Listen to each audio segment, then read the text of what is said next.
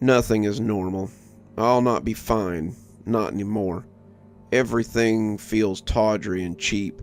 No matter what kind of meaning or purpose I think my life used to have, well, that's all gone now. Reverberated away like a beautiful song sung into the wind. It can only travel so far before it dims into nothing. This is my life now. I'm on the cusp of accepting it. It's only a matter of time until I'm all used up. With my new purpose fulfilled, I'll move on. The cycle will continue. Whatever it's done with me, I'll be like one of them. Just one more of them. That's the only part I can't accept. No matter my denial, I know it's inevitable. I grew up wanting to be a singer, to create something temporary and beautiful with little more than a breath and a piece of my soul merged into it. It was my dream.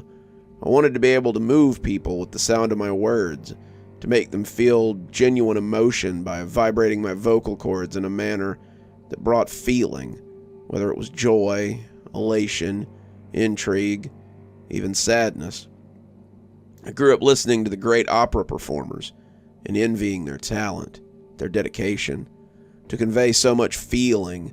It's as if they're feeling that emotion themselves, completely and fully, so fully that it overflows out and infects those within earshot, causing them to feel as well. I don't envy them anymore. Since my run-in with the worms, I now have that gift. Except the things I infect with my audience are sinister. I can only express what the worms feel. You don't want to feel what the worms feel. They say that due to the way their nervous system is developed, or rather lack of developed, worms can't actually feel anything. They're annelids, possessing no brain, with a single nerve cord running through the length of their body. Scientists think that because of this, they can't feel pain. They can't think. Their primitive anatomy would have them believe that they're mindless little decomposers, their only purpose to consume and convert old dead things into nutrient-rich waste. Little organic fertilizer machines. I wonder how those same scientists would feel if they could see what I had, if they could hear me sing the worms song. They would feel how everybody else feels when they hear it. It cannot be put into words. For worms, they don't have any words, but the effect of it is undeniable. To dissect the feeling and pick it apart would be an exercise in futility, a lesson of hubris. The results would be irrelevant. Thinking back to that day, I wonder what my life would be if I had never stumbled into that hole. If my friends had never invited me hiking at the base of that gargantuan mountain, or had I made up excuses as to why I couldn't go, my life might be different, might be normal. Had I never decided to stray from the well-beaten path and fallen into that hole, I might have been able to fulfill my dream of becoming an opera singer eventually on my own, not with the creature's perpetual curse infecting my larynx, coiling its way around my trachea. Had I never went to investigate that gorgeous siren song that, in truth, was a swan song, I may have lived a life full of life experiences instead of cursed half-life I'm now burdened with. The worm's head worming its way up my epiglottis like a charmed cobra every time I sing. Had I not screamed when I was face to face with those half-rotten corpses, surrounded and wedged into the bottom of that chasm by the petrified remains, then perhaps one of them wouldn't have slithered its way down my throat so easily. All the cadavers' mouths hung open as the demon worms sang their beautiful and deadly chorus from what was left of their hosts, their heads poking through the open throats of rotten flesh. Had I not chickened out of ending my own life once my new parasite made its intentions known, maybe the worm's tendrils wouldn't be worming their way deeper and deeper into my brain right now. My dream of becoming famous is now my nightmare, because I know once I'm on that stage, hundreds of eyes and ears on me, the worm will sing her misbegotten song, chaos will erupt. Maybe not at first, perhaps not for a long time, but once the notes go into their ears, then eventually they will belong to the worms. It takes time for a flower to bloom, just like it takes time for a corpse to decompose. But once it starts, there's really no stopping the process. The children of the worms gestate, being born from the mere sound alone. The seed is planted, the egg is laid. When they finally hatch, they will feed on the various blood and cerebrospinal fluids that they need until they mature, at which time they begin controlling their gracious host. Little things at first. They have to learn how to walk before they can run, after all. It may start with the twitching of a limb, the spasm of a muscle. Once they further develop, simple spasms and twitches become more refined, the kicking of a small animal, the slapping of a coworker. When they're closing in on the end of their life cycle, they have full control, the murder of a friend, the mutilation of a loved one. When they're nearing the end, having lived a full and productive life, they find somewhere secluded, usually somewhere isolated, but with a great chance of being heard. Their siblings, who were all born from the same song, or what's left of them, began to congregate, usually in clusters of about a dozen. With their help, they began digging a hole. It's deep, just wide enough to accommodate the cluster of their host bodies, with room for one unsuspecting victim in the middle. The shaft, oddly acoustic in its properties. They crawl in and they wait. They wait while their hosts slowly decompose. They wait to be taught how to sing. They wait for Mother to come and teach them. With their mother's dying song, they learn. Only one at a time will get to go on and continue with their own life cycle, to infect another host so it too can sing for the world. I know all of this because the worm wants me to know. It wants me to understand, in hopes that with understanding would come some sense of the grand purpose, to know that my death won't be in vain. I've been under the control of the worm for some time now, and have become an observer of my own life. The mother worm, the one that sings to create its children, doesn't start out in the brain like its kids do, and doesn't indulge in violence. It nests in the esophagus of its hosts, and with time, grows little tendrils that invade the sinus cavities, eventually making its way to the brain. Because of this, it takes longer to reach its final stage of life, and therefore longer to take full control of its host. There are still brief periods where I resume control, and I write this during one of those, snippets of clarity that grow shorter and shorter every time.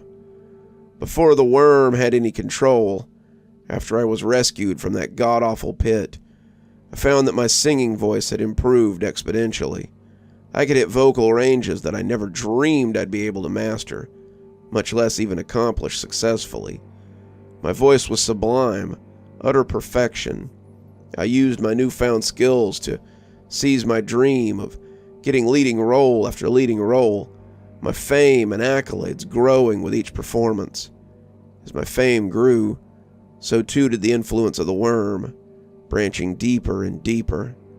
This evening's performance will be televised, and I plead with you, do not view it. The worm almost has complete control, and tonight's performance will be the inseminating one. Never has a worm gotten to sing its impregnating song to such a large audience, and I fear all of the chaos and murder it will cause down the line. I want to kill myself, to end it all, but the worm has enough control over me now, even in my brief waking spells, to stop me every single time. I need to hurry. I can feel it waking again. If, by some miracle, the worm doesn't find and delete this, please, for the love of everything I hold dear, don't listen to my voice. It's not really me. It's the Requiem of the Worm.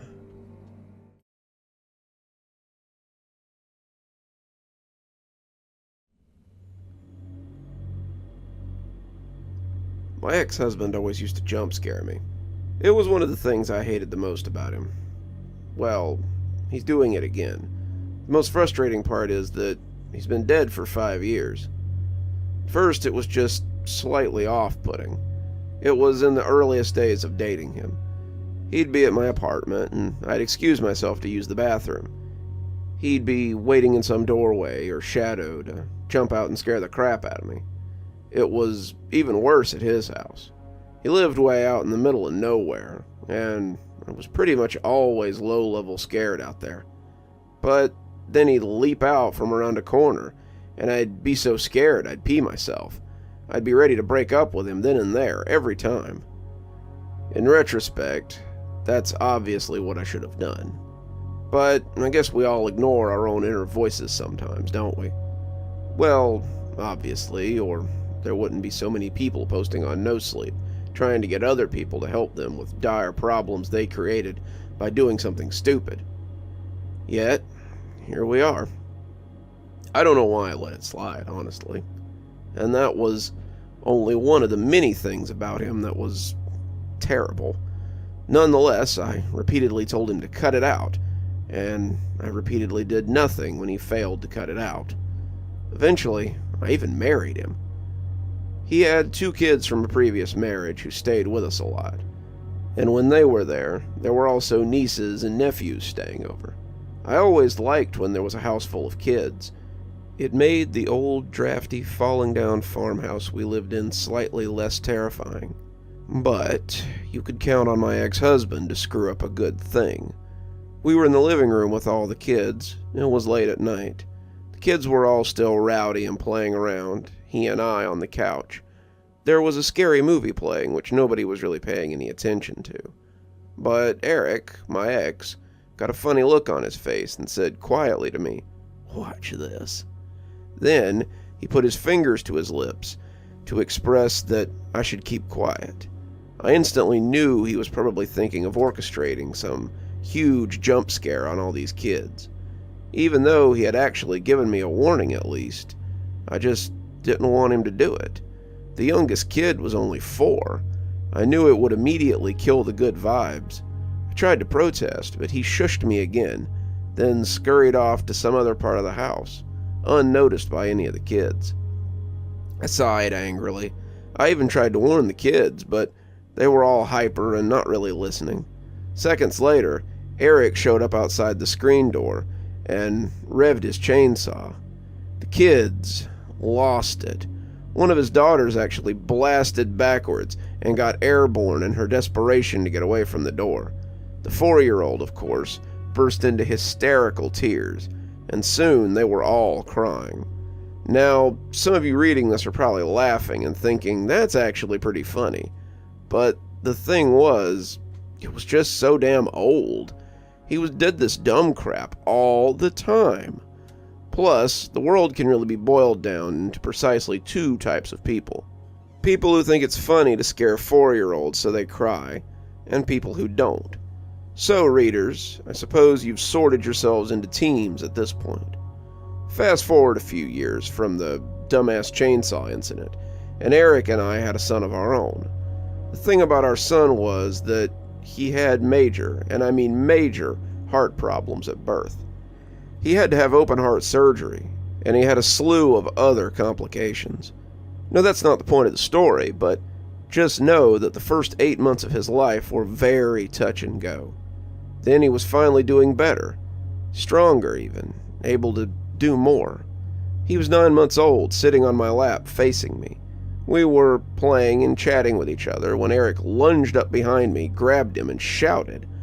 My little son did that thing little kids do when, for one full second, you don't know if they're going to burst into hysterical tears or laughter. In the end, my son burst into laughter. So did Eric. I, on the other hand, was livid. Who jump scares an infant, first of all? Secondly, who the hell jump scares an infant heart patient? That was probably the rudest I've ever been to Eric about the jump scare thing. But he just kept laughing the whole thing off, like he always did. Anyway, that wasn't why I divorced him, but we were divorced by the time our son was 3. We shared custody, and it went about how you'd expect things to go with a douchebag. But life proceeded, I suppose. When our son was about 10, he went through this phase where he started getting insanely jumpy. I mean, he just seemed incredibly paranoid. If I walked close to him or made any sudden movements, he'd flinch, almost like he thought I was going to hit him. At first, it actually sort of hurt my feelings. I had never hit my son. I didn't understand why he was being so jumpy with me. Then it started to scare me, because I wondered if someone else was hitting him. Maybe he was being bullied at school.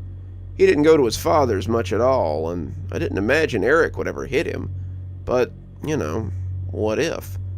Then I remembered the jump scaring. I finally thought to ask my son about it. He immediately revealed that, yeah, his dad jump scared him. All the time. "It's kind of annoying, Mom," he told me.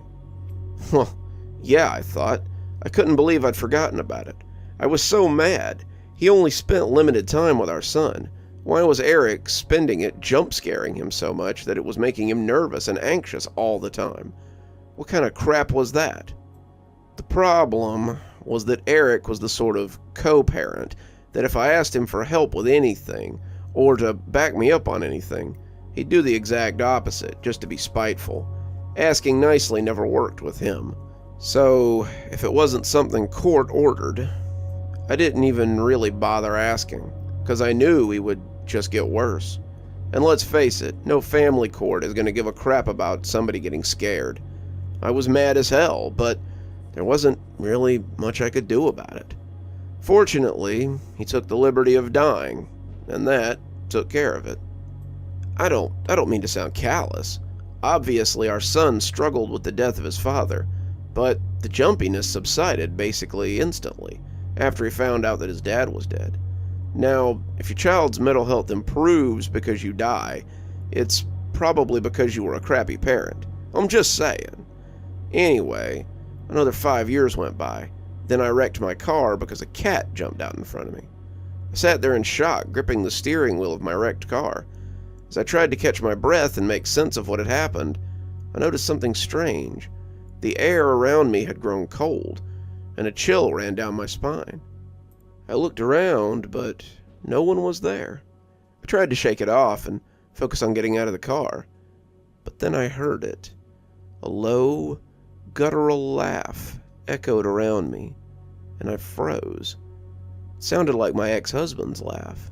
The man who had tormented me for years, emotionally and physically.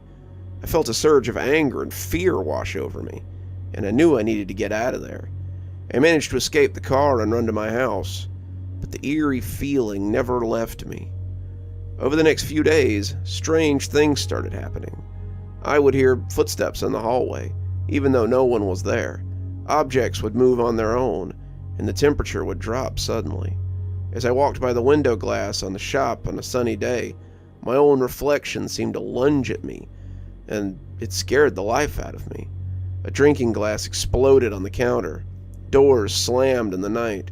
Books fell from the shelves, landing with a thunk and a plume of dust. As the days passed, I realized that it wasn't just any spirit haunting me. It was my ex-husband. He was using his new ghostly powers to jump scare me from beyond the grave. The realization left me terrified. If he could do all this, what else was he capable of? I tried to find help, but no one believed me. They thought I was just imagining things or suffering from post-traumatic stress. Sleep-deprived and desperate, I found myself in a police station explaining the whole thing to a frazzled cop. He glared at me tersely, and I ended up feeling like an idiot. A gunshot rang out even as I told my story. The entire precinct jumped at what ended up being a gun going off by accident. Even so, the cop didn't believe me, of course, and sent me out into the rainy night, terrified of my own shadow. I was alone, trapped in a nightmare that I couldn't escape from. Now, as I sit here in my dark and silent house, I can feel his presence all around me. I was awoken moments ago when the bedroom door cracked violently into the wall. I know that at any minute he could jump scare me again, and this time I fear it won't be a harmless prank. I'm sitting here curled in a ball, shaking as I type this. I'm just trying to get it out, trying to leave behind my story, because I know it's only a matter of time until he scares me to death.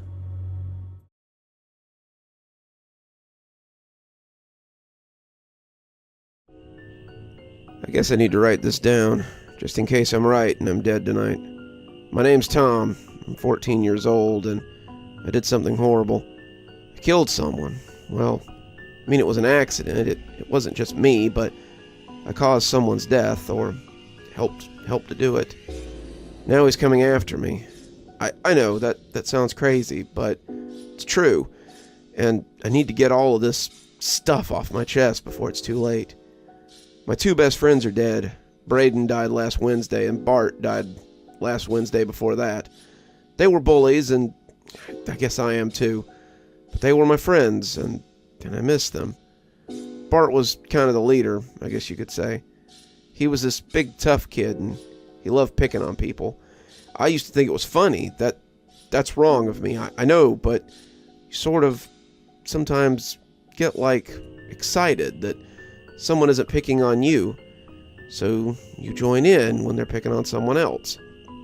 The kid's name was Max, and he was Bart's favorite target. He was this little guy, skinny and short, with big buck teeth and shaggy hair. He wore glasses, and his family doesn't have a lot of money, so his clothes were always too big because they came from his older brother. Hand-me-downs, you know. Max has an older sister, too, this weird girl about to go to college. She always dresses in black clothes and stuff, and everyone makes fun of her and calls her a witch or things like that. She's a total loon. My parents didn't like when I started hanging out with Braden and Bart.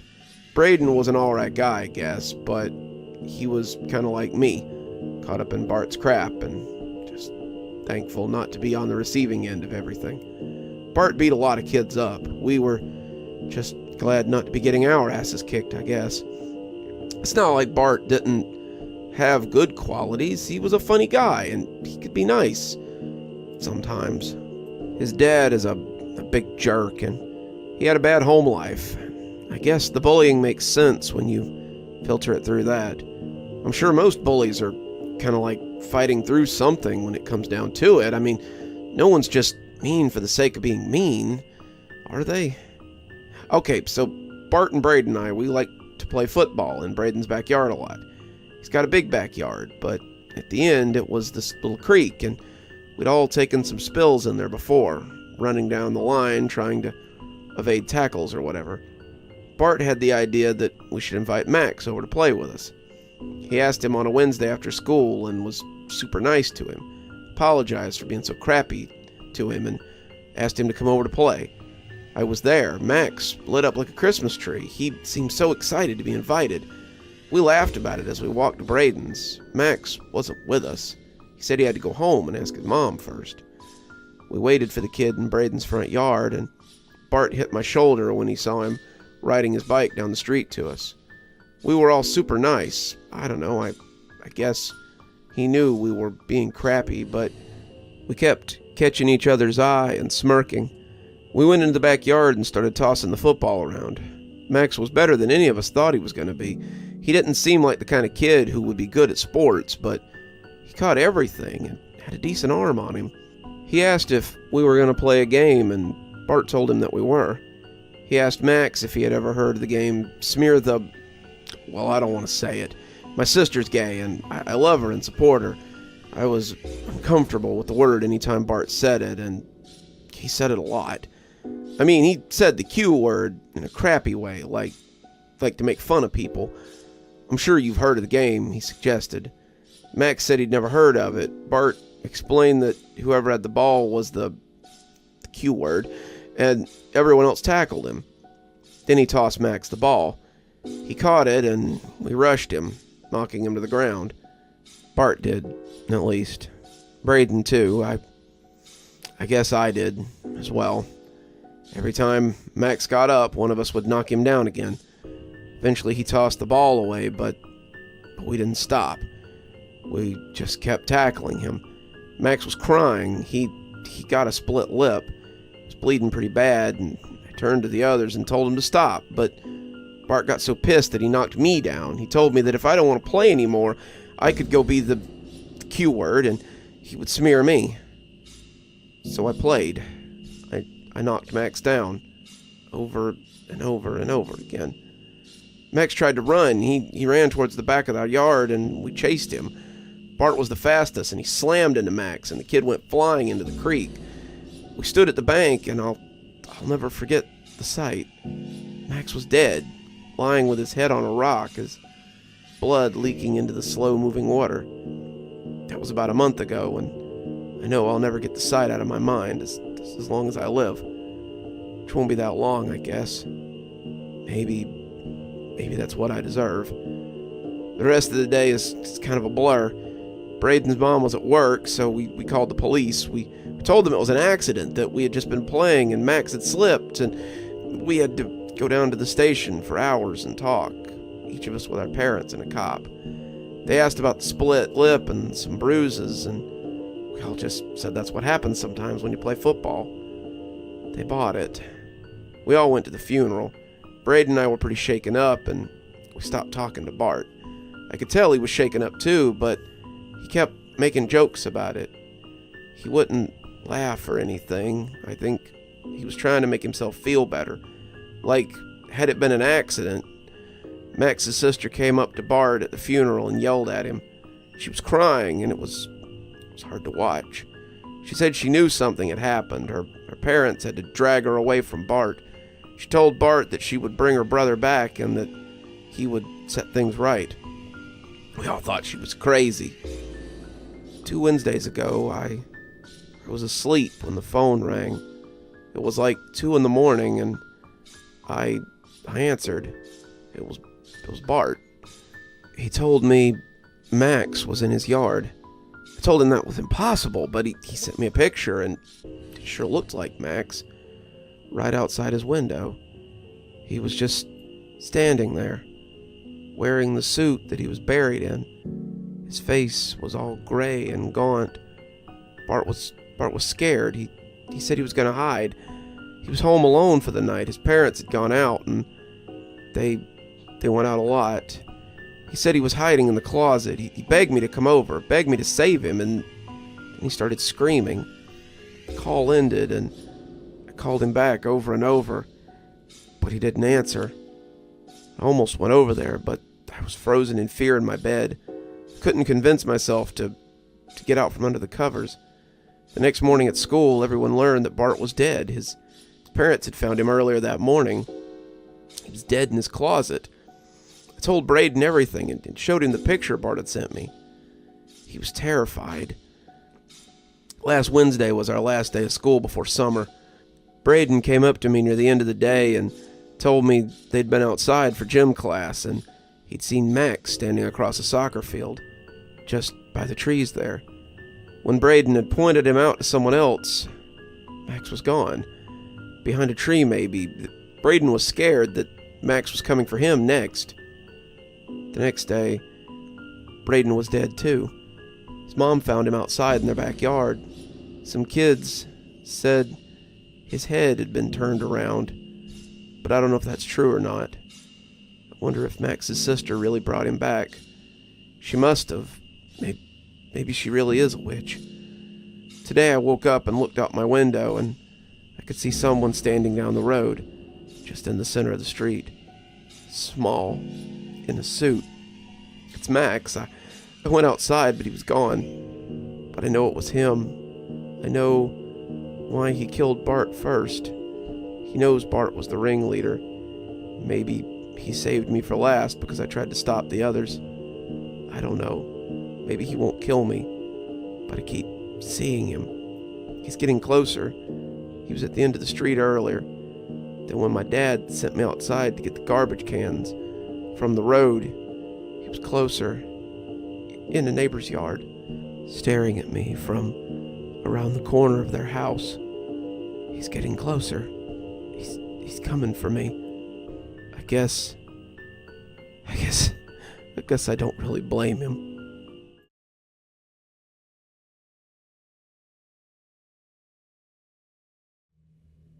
I grew up in southern Appalachia, in western North Carolina, 30 minutes outside the town of Asheville.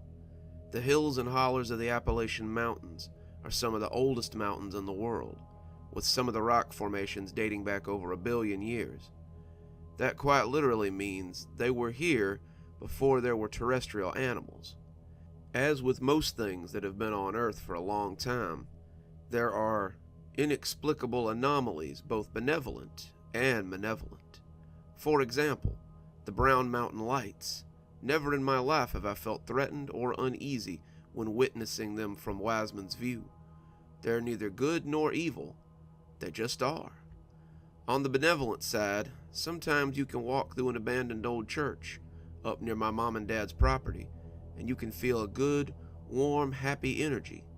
It's like that first warm day of summer when the sunshine is not too hot, but not too cold either. Well, this story is not about one such anomaly. It's about something that's definitely malevolent. About a decade ago, I was in night school at the AB Tech, going to school for automotive mechanics. I would go into class about 2 p.m. after I got off my part-time job, and I would end up getting home about 10:30. Depending on the traffic, that is. Every night I drove the same road in my old 1973 W200 Dodge pickup. Some nights it would get rather boring, and I would take a different route, jump off of I-40 and drive the back roads. On this particular evening, I had decided to just stay on the I-40 because I just wanted to get home and go to bed. It was Thursday, and there was no class on Friday. I wanted to get in bed early so I could go up in the woods and go hiking early tomorrow morning and watch the sun come up. As I jumped off the I-40 onto the exit where my parents lived, the night seemed to get darker, and none of the animals that I could hear through my rolled down windows made any more noise. The cab of my truck became smaller and smaller, and my breath quickened. I've never faced any kind of anxiety in my life, but at that moment, something felt off, and there was no way I could put my finger on what it was. I came to a stop on the exit ramp, turned to go down the road, and happened to notice that the gas station off the exit where Mom and Dad lived had no lights on. They were a 24-hour truck stop and always had lights on, but I didn't think about it again after noticing. I just chalked it up to a power outage, but I could not shake the feeling that something was definitely askew. I slowly shifted through all the old truck gears, not wanting to make any more noise than an old pickup truck already did.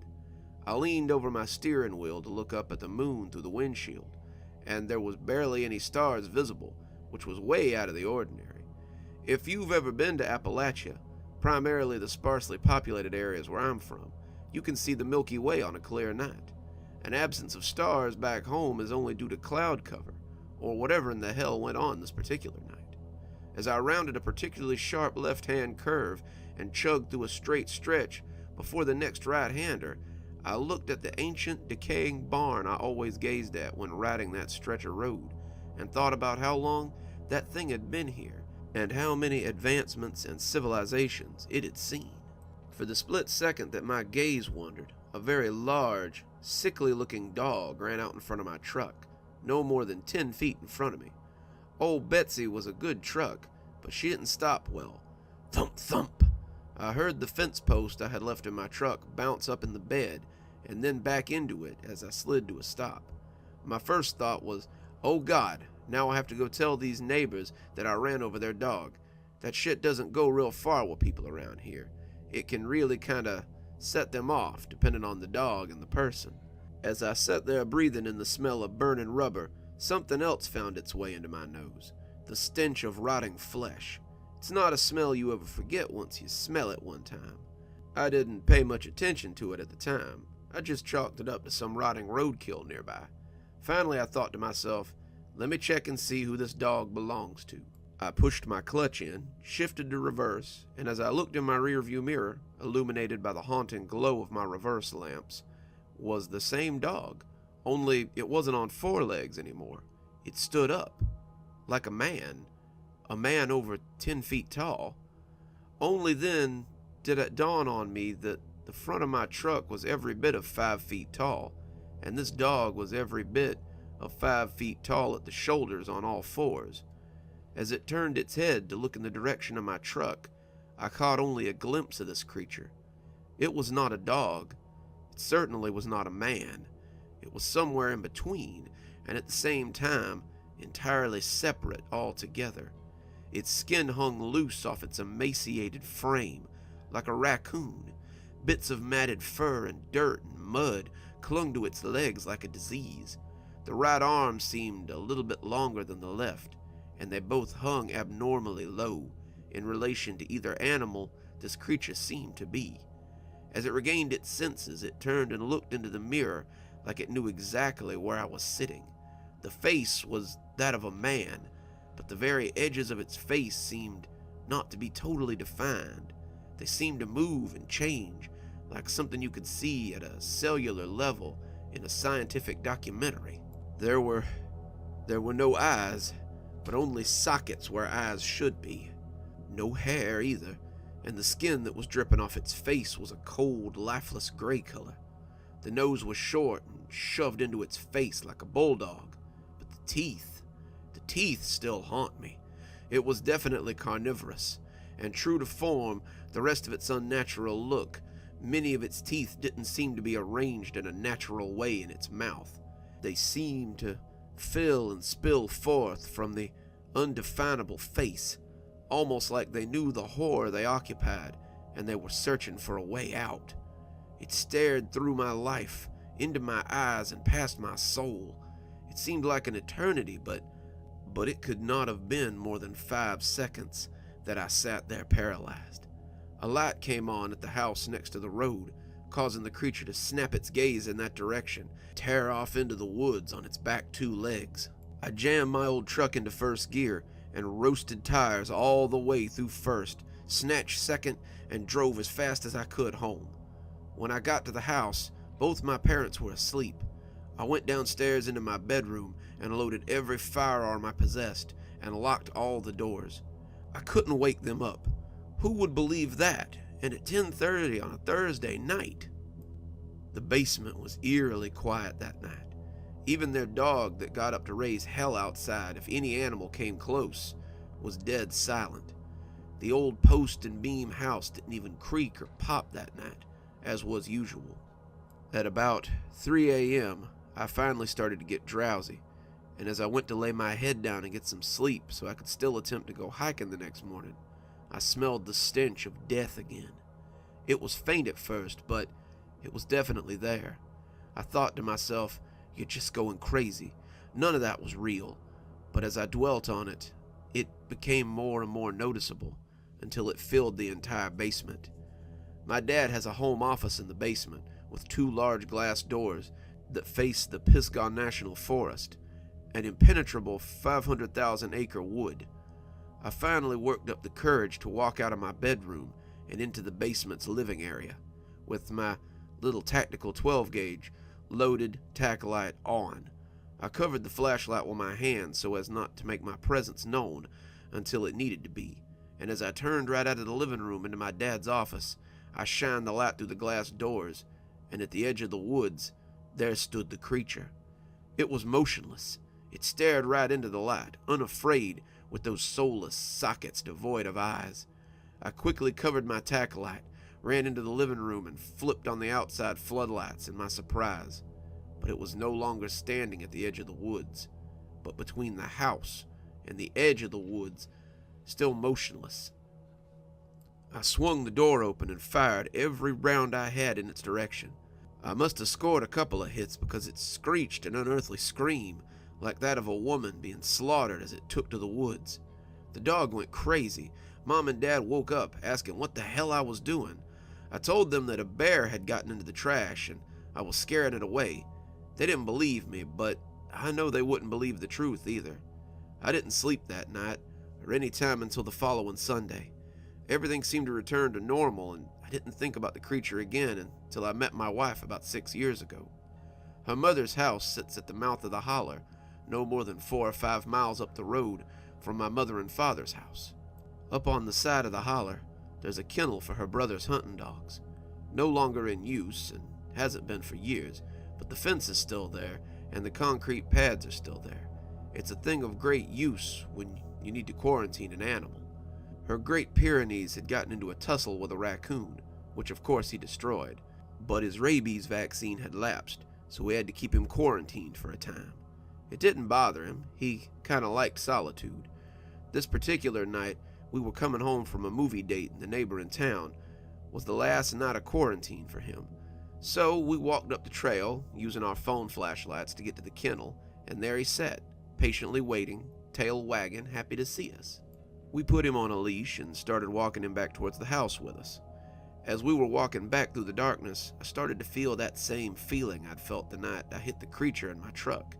I didn't say anything so as not to alarm my wife, but when the smell came wafting in on the breeze, she jokingly asked me, "My God, what did you eat? You stink." I half laughed, not being able to fully appreciate the joke for the horror that raged in my mind.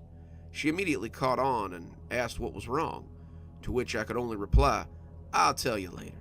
She grew up in the woods and around hunting and things of that nature her whole life, so she knew what I meant. She knew we were being watched by something. When we could see the lights of the house from the trail to the kennel, we heard it. There came barking from the kennel that sound just like the Great Pyrenees we had on a leash next to us. It was a perfect imitation. The Pyrenees, being a guardian dog, immediately sensed that something was wrong, and so he turned to face the danger, belting out a deep bark and growl in that direction.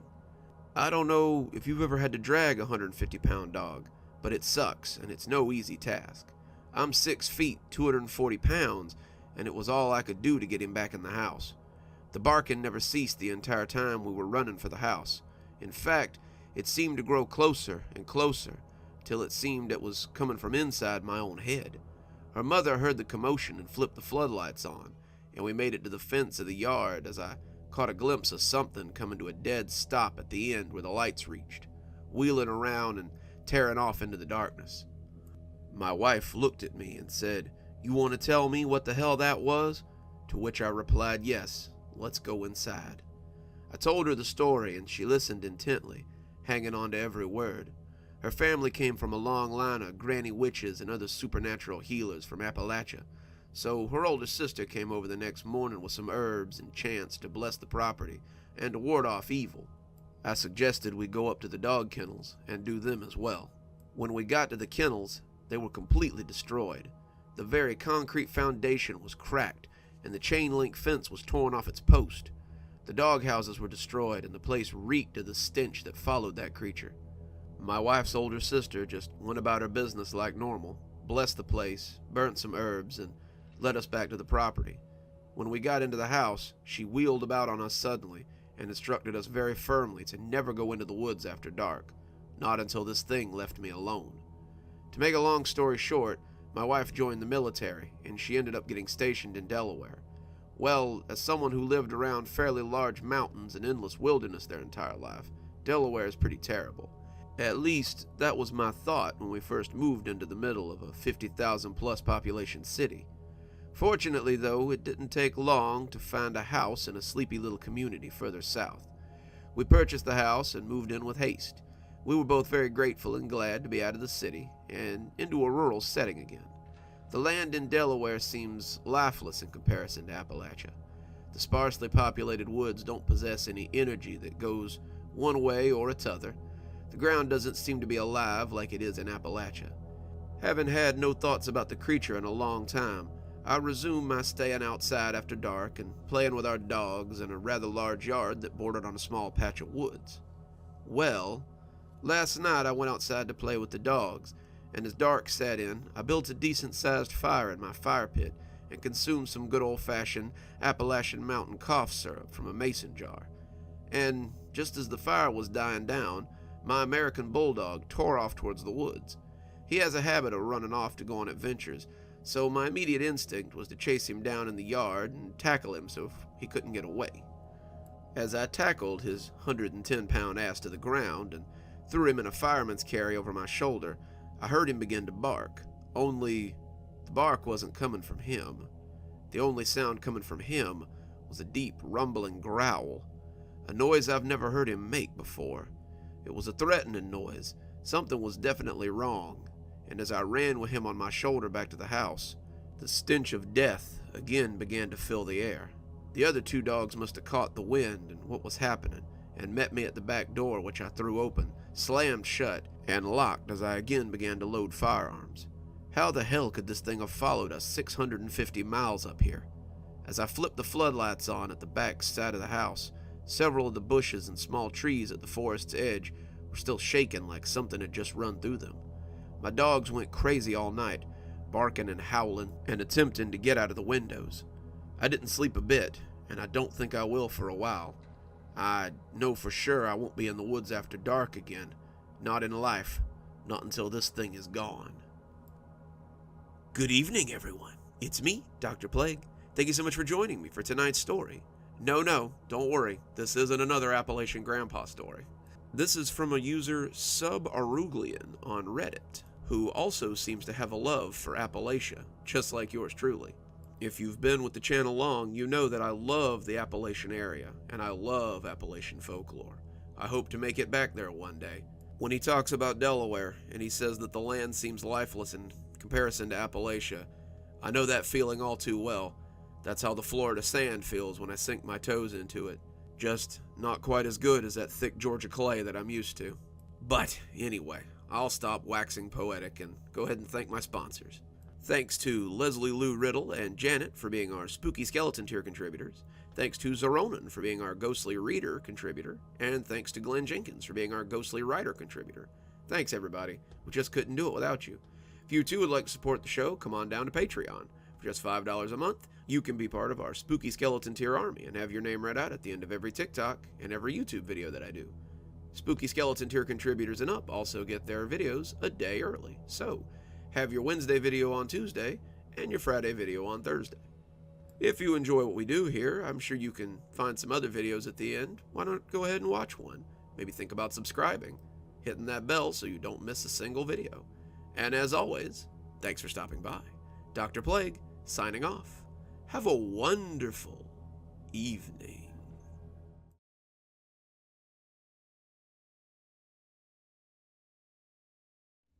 I've always stayed sober, as that's a requirement for working as a bartender.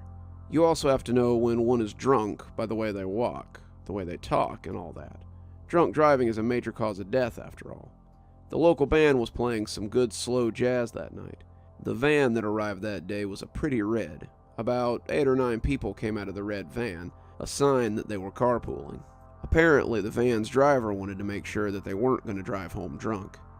The dive bar I've been working at always has at least one person going violent in a drunken rage, and last night would have had the usual customer going super crazy after getting drunk, if not for what had happened. The group I was serving was a real piece of work.